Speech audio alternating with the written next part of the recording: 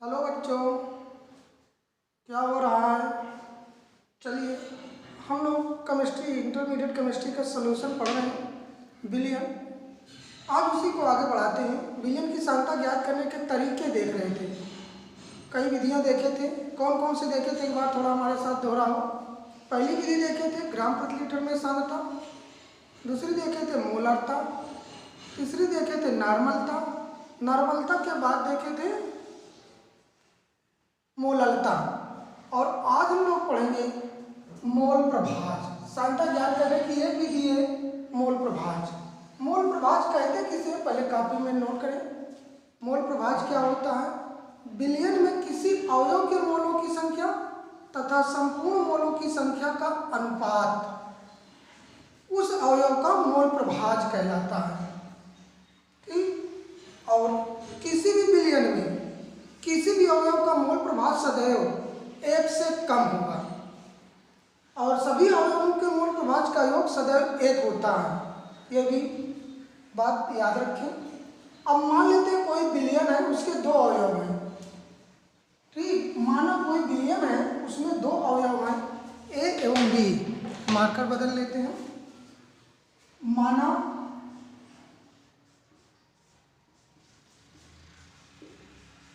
Billion के दो अवयव ए तथा बी है, ए तथा बी है। ए के n mole n a mole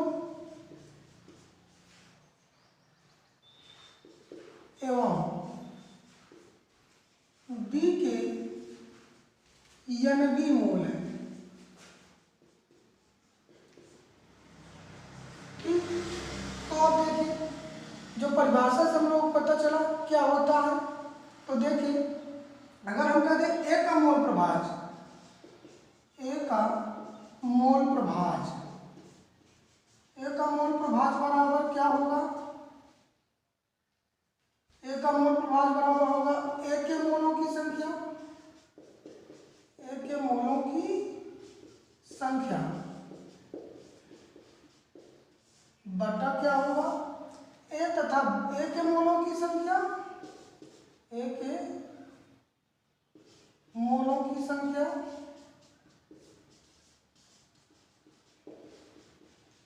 plus B के मोलों की संख्या।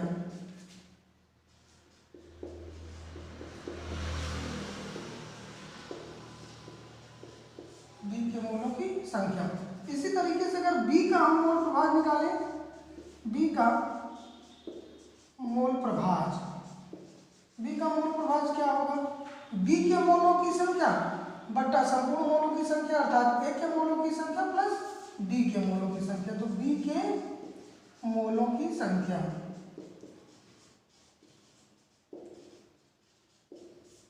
बटा ए के मोलों की संख्या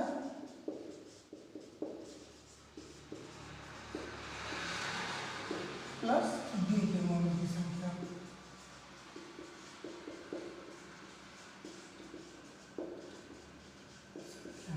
ठीक, अब अगर मॉनिटर का मान रखते चले हम, ए के मोलों की संख्या बराबर क्या होगा?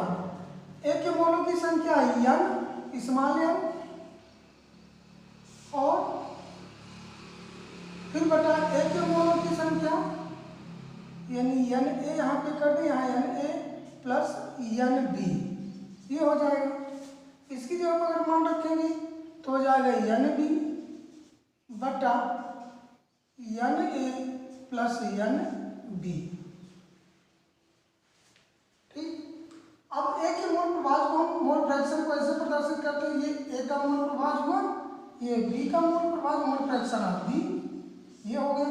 अगर दोनों के मोल प्रभाज को हम जोड़ लें, यानी mole fraction of A plus mole fraction of B, तो क्या करेंगे? अगर बाएं पक्ष को जोड़ें तो दाएं पक्ष को भी जोड़ लें, यानी n a बटा n a plus n b, plus करें n b बटा n a plus n b। ठीक, अब इसको अगर हल करेंगे तो दोनों में कॉमन लघुत्तम लेंगे, उत्तर बराबर आएगा 1। विभिन्न घटकों का मोल प्रभाज यानी mole fraction of A plus mole fraction of B equal to 1, कि जितने भी घटक हों सभी घटकों के मोल प्रभाज का योग सदैव एक आता है, ये ध्यान रखिए। ठीक, तो इस तरह से हम किसी विलयन में किसी घटक का मोल प्रभाज की गणना कर लेंगे, इसको नोट कर लें। फिर उसके बाद अगला टॉपिक देखें, नॉर्मलता ज्ञात करने की ये भी एक विधि है। अब हम लोग अगला टॉपिक देखेंगे, सांद्रता ज्ञात करने की एक विधि होती है फार्मलता।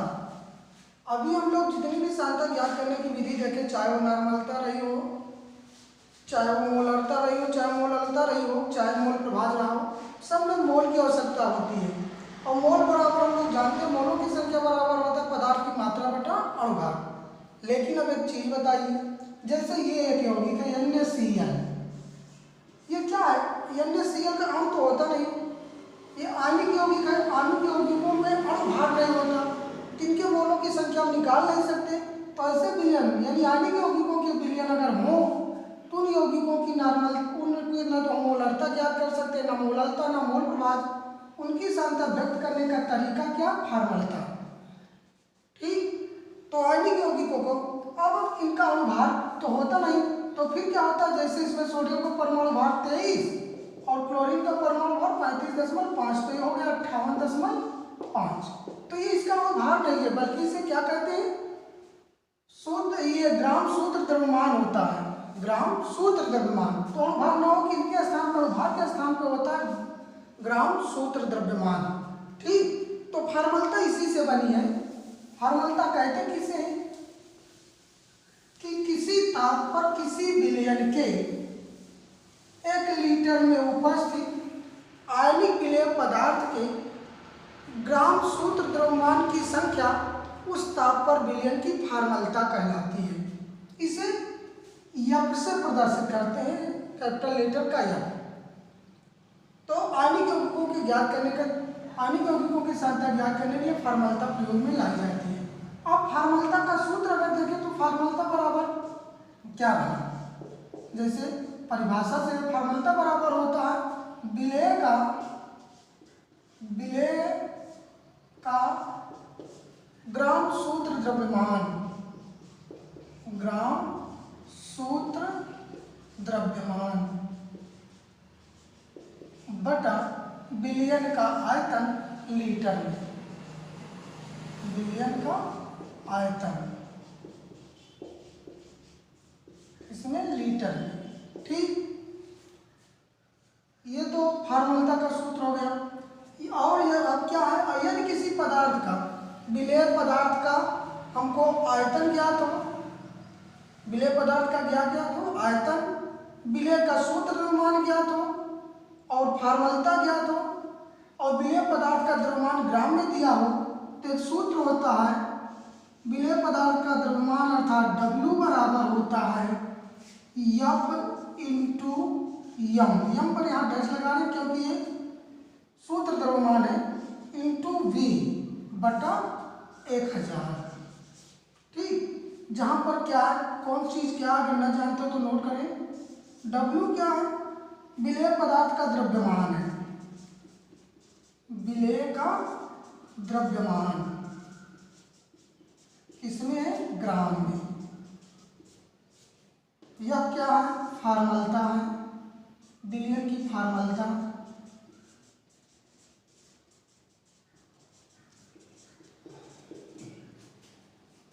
यम डैश क्या है? ये विलेय का सूत्र द्रव्यमान, विलेय का सूत्र द्रव्यमान।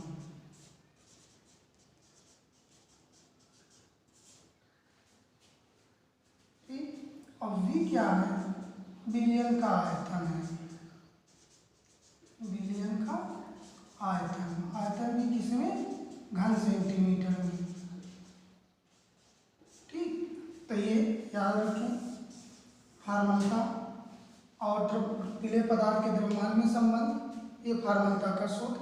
तो सांद्रता ज्ञात करने की विधियाँ सभी बच्चों, अब हम लोग सांद्रता से किस तरह के प्रश्न बनते हैं उसको हल करने का प्रयास करेंगे।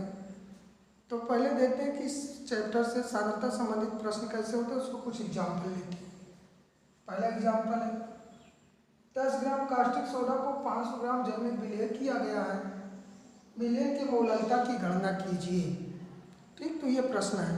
तो किसी भी प्रश्न को हल करने से पहले सबसे पहले उस प्रश्न में दिया क्या क्या गया है उस चीज़ को नोट कर लें, फिर सूत्र दिमाग में लाएं कि सूत्र लगाना कौन सा है, उस सूत्र में हमको किस किस पद की जरूरत होगी, उन सभी पदों की गणना पहले करें। ठीक, तो पहले सवाल में क्या क्या दिया है इसमें उसको हम लिख लेते हैं। सबसे पहले कास्टिक सोडा दिया है। कास्टिक सोडा का मतलब होता है NaOH, NaOH है। ठीक, तो अब इस एग्जाम्पल को हल करते हैं। तो NaOH दिया है, NaOH की मात्रा कितनी है, NaOH की मात्रा दे रखा है 10 ग्राम। कितना है, 10 ग्राम। ठीक, अब NaOH का अणुभार निकालेंगे। ये हम अणुभार क्यों लिख रहे हैं, क्योंकि दिया तो है नहीं, तो क्योंकि मोलों की संख्या निकालना है। मोलों की संख्या निकालना होता तो क्या करना चाहिए, पदार्थ की मात्रा में अणुभार से भाग देंगे। तो इसका अणुभार कितना होगा, सोडियम का 23, इसका 16, 39 है कि हाइड्रोजन का 41, तो अणुभार दिया है यानी 40। अब विलायक की मात्रा लिख लें, किसमें घोला गया है, पानी में, तो पानी क्या है, विलायक है। विलायक की मात्रा कितनी है, विलायक की मात्रा कितना, 500 ग्राम, 500 ग्राम है। अब ग्राम में लिखा नहीं जाता, सूत्र में ऐसा होता है मोलों की संख्या बटा विलायक का द्रव्यमान किलोग्राम में, तो इसे किलोग्राम में बनाए। किलोग्राम में बना लें कितना है, 10.5 किलोग्राम, इतना। अब मोललता का सूत्र में रख दें, सीधे से उत्तर आ जाएगा। मोललता बराबर विलेय के मोलों की संख्या, विलेय के मोलों की संख्या,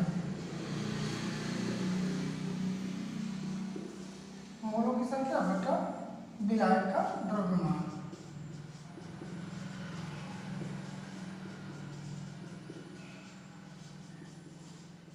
अब मोलों की संख्या दिया नहीं है, तो मोलों की संख्या कैसे निकालते हैं, पदार्थ की मात्रा बटा अणुभार, यानी मोलों की संख्या की जगह पे हम कर सकते हैं 10/40 बटा विलायक का द्रव्यमान कितना, 0.5, अर्थात ये हो गया 0.25 बटा 0.5। अब इसको हल करें तो कितना आ जाएगा, 0.5 मोल। ठीक, इस तरीके से अगर हम हल करेंगे तो सभी तरह के सवाल हल कर सकते हैं। लेकिन सबसे बड़ी बात ध्यान देने वाली, जो जो चीज़ दिया रहे उसे पहले लिखें, फिर क्या चीज़ हमको ज्ञात करना है, उसमें किस किस पद की आवश्यकता हो, वो सभी चीज़ें पहले ज्ञात कर लें, फिर सूत्र में रख दें, सीधे से उत्तर आ जाएगा। ठीक, अब अगला उदाहरण देखते हैं।